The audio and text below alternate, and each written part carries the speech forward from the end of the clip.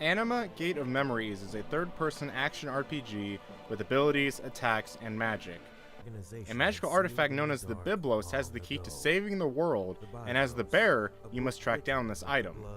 The second player in this journey is Ergo, a wisecracking monster sealed in a book, and he can appear in physical form to help out the bearer. The bearer and Ergo have some different abilities, but for the most part, their repertoire is the same.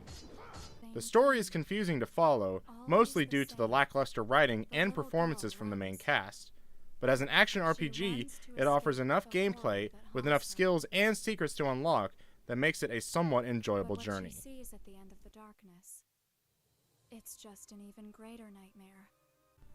Anima Gate of Memories is mostly a non-linear experience. Upon completing the prologue, you'll be in a place known as Arcane. This will act as an overworld to different and diverse areas in the region around you. Each area tasks you with finding memory fragments, then fighting a boss that controls a certain part of that world. Boss fights are tough, and it may take several tries to complete. Once you know the pattern of the bosses and level up a bit, you should be able to get through the game. Anima sets a nice pace, and you know what you need to do in each section and what you need to do next. Once in a while, everything comes to a halt when you encounter a tough boss, which is frustrating. Even on normal difficulty, the game can be tough. I needed to lower the difficulty to the easy setting about halfway through the game.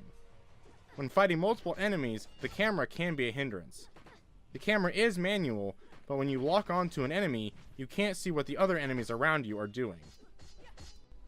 In addition, enemies gang up on you with attacks, leaving you little room to recover and little room for error. Even though I completed the game once, I still don't feel like I have the skill set to counter all of the attacks. Many of the areas can be tackled in any order, so if you are stuck on one area, you can leave and come back to any of the other areas. It helps knowing that if there is one really tough section, you can come back to it later once you've leveled up your character a bit. After one area is completed, not much happens in terms of story, other than a few extra dialogue options. You learn a little about some of the player's backstory, but it isn't much. The game does have multiple endings to find, and replaying the game to find each of them is something that is worth exploring.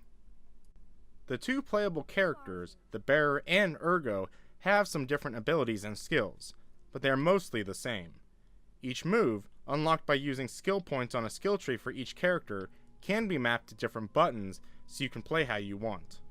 It takes a while to fully upgrade the characters, but there is a New Game Plus option to replay the game and fully upgrade the character all the way. Weapons and artifacts can be bought and sold by using experience points or can be found in the world. These weapons and artifacts help add better statistics to your defense and attack powers. Some platforming sections in the game can be very tough, and while some aren't mandatory, if you want to achieve everything, you'll need to get through these tough and brutal sections.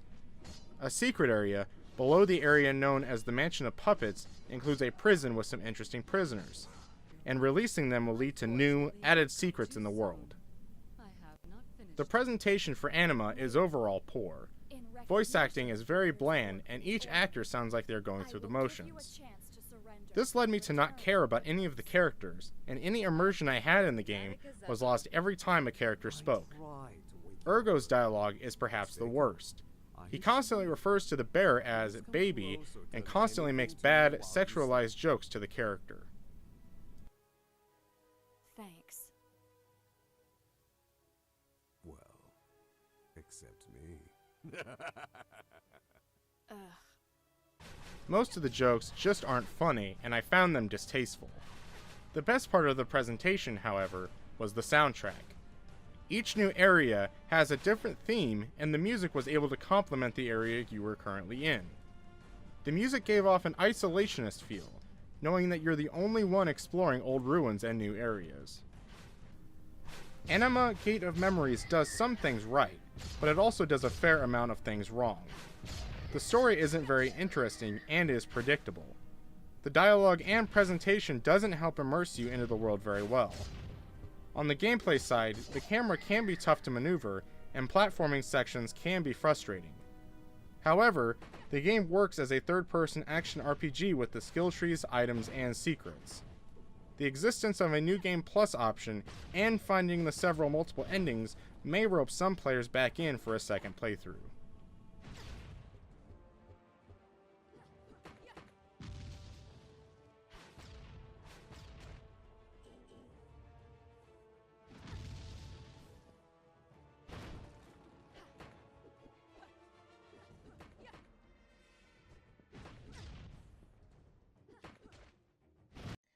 If you like this or any of our other YouTube videos, subscribe to our channel.